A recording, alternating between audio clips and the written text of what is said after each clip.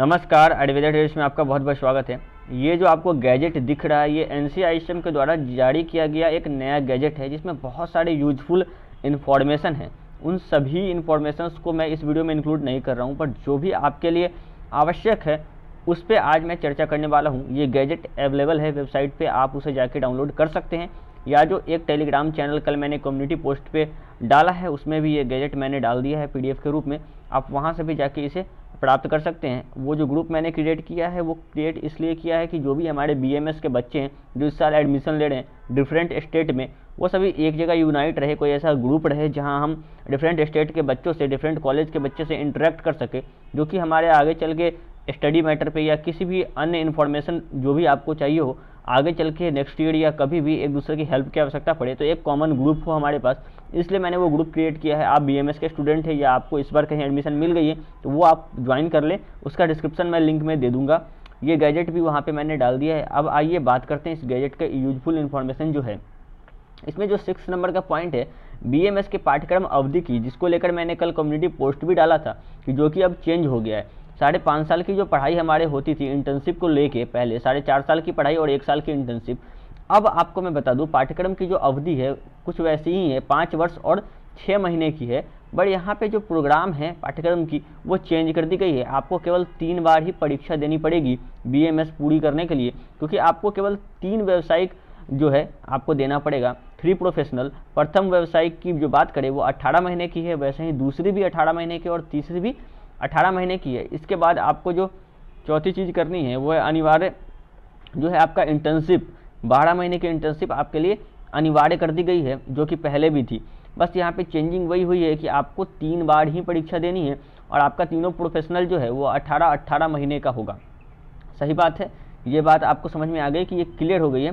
प्रदान की जाने वाली उपाधि के बारे में भी यहाँ पे कुछ बातें की गई है, जो कि अभी आपके लिए उतना ज़्यादा इंपॉर्टेंट नहीं है, पर आप इसे देख सकते हैं कि यहाँ पे आपको आयुर्वेदाचार्य की डिग्री दी जाएगी, इस तरह की बात की गई है। आप बीएमएस कर लेते हैं आगे चल के तो, और कंप्लीट करने के बाद इस तरह की शिक्षा का माध्यम की बात करें तो कार्यक्रम के लिए शिक्षा का माध्यम संस्कृत या हिंदी या कोई मान्यता प्राप्त क्षेत्रीय भाषा या अंग्रेजी होगा। इसमें से अब जो पहले बच्चों को प्रॉब्लम होती थी कि किस लैंग्वेज में होनी है, किस लैंग्वेज में होनी है, तो यहाँ पे आपको बिल्कुल यहाँ पे क्लियर कर दिया गया है कि हिंदी संस्कृत हो सकता है, या फिर जिस स्टेट में आप वहाँ की जो क्षेत्रीय भाषा है उसमें भी हो सकता है, बशर्ते कि कोई संस्थान विभिन्न राज्यों या अंतर्राष्ट्रीय छात्रों को प्रवेश दे रहा है तो शिक्षा का माध्यम अंग्रेजी होगा। तो ये प्रॉब्लम आपको सॉल्व कर दिया गया है कि अगर कोई दूसरे राज्य के बच्चों को आप एडमिशन दे रहे हैं तो आपको क्या करना होगा, वहाँ पे शिक्षा अंग्रेजी माध्यम से देनी होगी, या फिर आपको उसके लिए कोई व्यवस्था करनी होगी ताकि बच्चों को लैंग्वेज से रिलेटेड इशू ना हो। इसको भी ध्यान में रखा गया है। अध्ययन का माध्यम इंपॉर्टेंट नहीं है। हम लोग नेक्स्ट पेज को देखते हैं।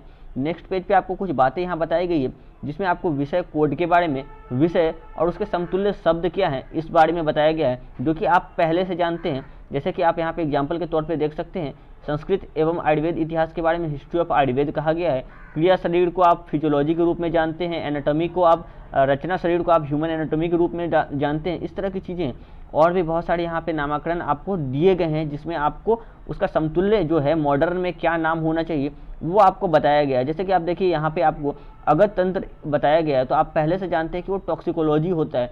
तो वही सारी चीज़ें आपको यहाँ पे उसको कन्वर्ट करके बताया जा रहा है कि भाई ये इंग्लिश में अगर आप इसके मॉडर्न से रिलेट करें तो ये क्या होगा। इन सभी चीज़ों को आप पढ़ सकते हैं। यहाँ पे आपको कुछ विषय और डिपार्टमेंट के बारे में बात किया गया है। यहाँ पे आपको 14 डिपार्टमेंट दिख रहे हैं। इन 14 डिपार्टमेंट पे पीजी जीएससीएच में अवेलेबल हो चुकी है।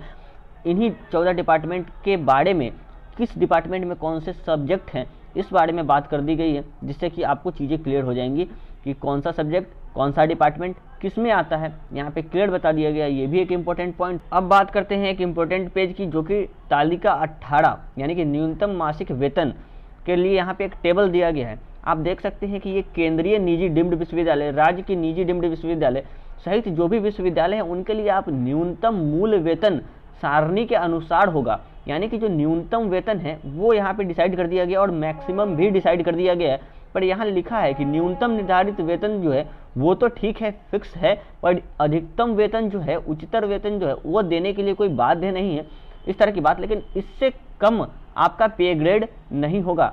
अब बात करते हैं किसको कितनी जो है मासिक जो वेतन है वो यहाँ पे बताया गया, वेतनमान क्या बताया गया है तो जो असिस्टेंट प्रोफेसर हैं उनको न्यूनतम आप देख सकते हैं 56,000 अप्रॉक्स है, 1,77,000 मैक्सिमम है, यानी कि 56,000 से कम जो आपका वेतन नहीं होगा अगर आप असिस्टेंट प्रोफेसर के पद पे तो हैं। तो अगर आप एसोसिएट प्रोफेसर हैं तो आपका 78,000 मिनिमम वेतन है, मैक्सिमम आपके 2 लाख तक जा सकते हैं।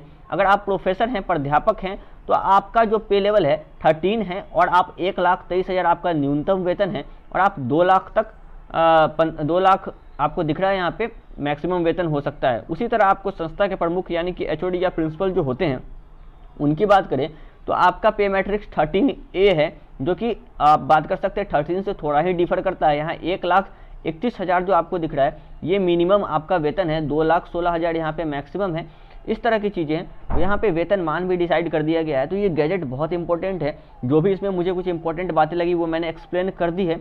आप इस गैजेट को डाउनलोड करके खुद से भी पढ़ के देख सकते हैं। एक इंपॉर्टेंट चीज़ तो ये थी जो पाठ्यक्रम अवधि, दूसरा पे ग्रेड मुझे इंपॉर्टेंट लगा जो मैंने आपको बताया। वीडियो अच्छी लगी हो तो वीडियो को लाइक कीजिएगा। अगर आप चैनल पे पहली बार हैं तो इसे सब्सक्राइब कीजिएगा।